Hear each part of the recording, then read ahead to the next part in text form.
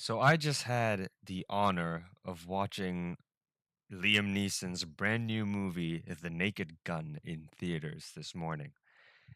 And I was in the second row, so I had a full, I had a full stretch res image of Liam Neeson's bare ass just implanted into my brain.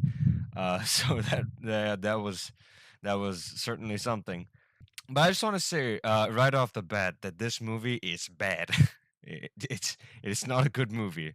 I'll just be straight up with you. But the thing about it is, it kind of leans into how bad it doesn't it like the movie doesn't take itself too seriously, and I think that kind of makes it fun bad, in a way that it's like, uh, all right, I recognize that this movie is dog shit, but I also don't mind watching it because it's making me laugh because of how silly and just goofy the whole fucking movie is. So right off the bat, or as Moist Critical would say, right out the wazoo, this movie was set up to be like, a bit of a goofy adventure with the opening scene.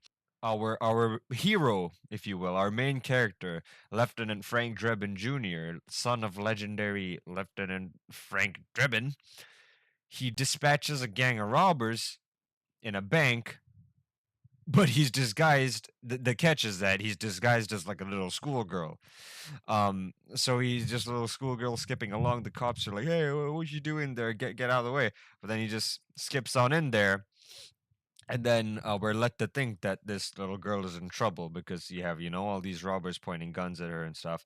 But then wabam, suddenly pulls off a face mask and Liam Neeson emerges from the body of that the little girl. And yeah, then we just watched an entire choreographed fight scene of Liam Neeson wearing a flannel skirt and and like a crop top, with the scene ending with an upskirt shot of Liam Neeson wearing pink strawberry print underwear. I can't make this shit up. It's goofy. It's goofy as shit, and you know what? It made me laugh. Okay, I guess I guess they got what they wanted. Now, this whole bank robbery, as it turned out, I mean, I'm getting into spoilers here, so there's your warning. Not that it really fucking matters with this movie, because the plot is so all over the place. But it's a distraction to steal a gadget that some evil tycoon lord guy wants to use to revert everyone on planet Earth back to their animalistic state. And what I don't understand about this plan is why reverting people to their original quote unquote animalistic state will make everyone start trying to kill each other. Because listen, I'm no expert, but I don't think human beings just used to randomly kill each other back in the old wild days, But hey, I'm not an expert. An unrelated side note, but this device that he plans to use for this thing it's called the primordial law of toughness, which abbreviates to PLOT, or plot. So this device is a plot device. I'm just gonna let that one sink in for a second. After this, Lieutenant Drebin starts investigating another case, which was the car crash, a fatal car crash. And it was this software engineer called Simon Davenport. And just because the nature of the crash, he wanted to deem it a suicide because there is nothing to indicate that he lost control of the car or anything. Then, when he pulls up back to the police station, um, he is met with a lady over there. And there's a bunch of comedy going on in this scene as well. It's just goofy ass shit. I honestly couldn't tell you. I kind of forgot because it was it was kind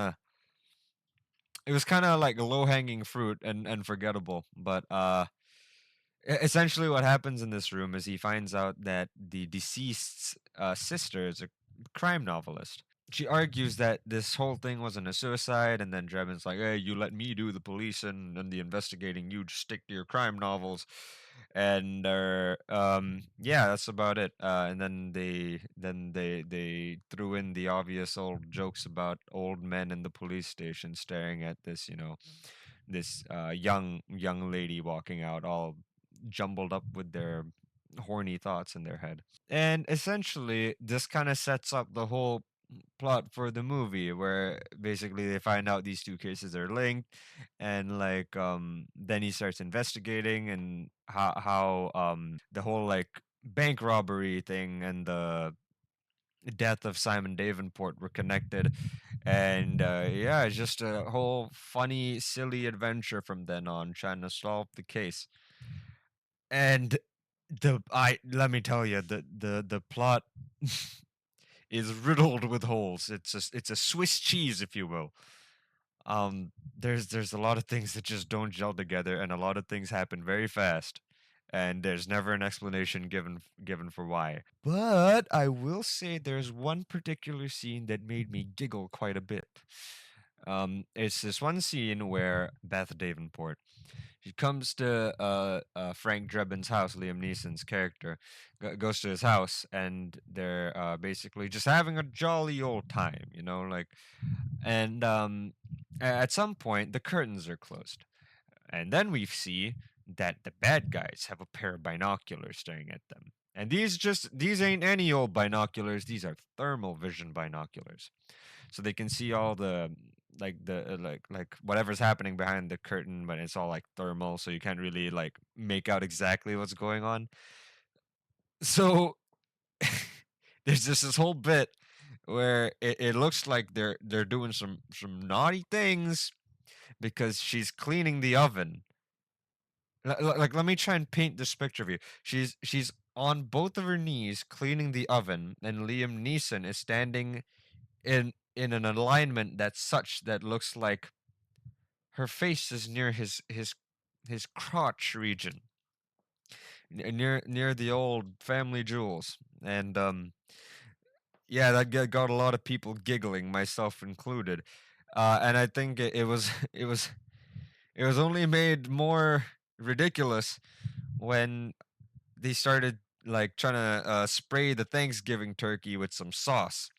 And for some reason, Liam Neeson's character is holding it all down there. So on the thermal camera, it looks like both of them are holding on to his the old meat scepter, just expelling liquid at supersonic rates. And I think the cherry on top was when the dog got involved.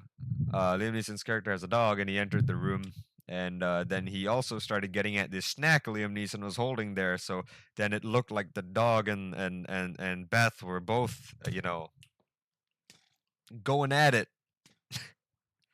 It sounds fucking stupid when I explain it like this, but it was funny in the moment, man. But yeah, it's just I think that about sums up this movie. It's just fucking silly and goofy, and the plot kind of makes no sense, but it is a fun watch. I don't think I'll be watching it again, but then a whole lot of stuff happens. Drebin gets framed for something. Then he's on the run. Then he almost dies. Then Microsoft Word Clippy saves him from driving off a cliff into the ocean. I cannot make this shit up. Then there's this MMA match that seemingly appears out of nowhere, where the plot device is hidden in this fucking chandelier or ball sack on top of the arena, which I have no idea why it's there. It just is.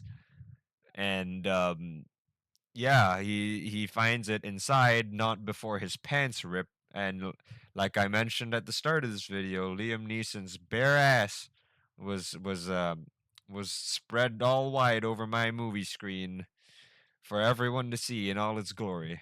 It was fantastic. It was certainly an experience. Yeah, then the plot device activates. Everyone starts like smacking each other around, having a good old time, and then yeah, stuff happens.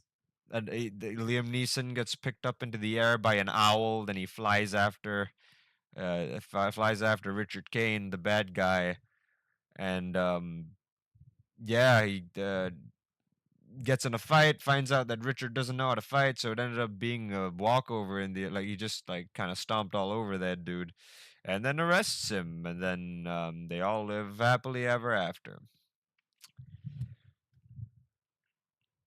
Yeah, I don't know, man. Yeah, it was certainly of all the movies, it was certainly one. But I enjoy how it did not take itself too seriously, and I did get a few, hearty giggles out of this movie. So, yeah, I just wanted to like talk about this movie a little bit because it was just so silly. I mean, it's just the goofiest thing I've seen in a while, and I just wanted to share that to any potential watchers of this movie who think they're getting a like a deep narrative.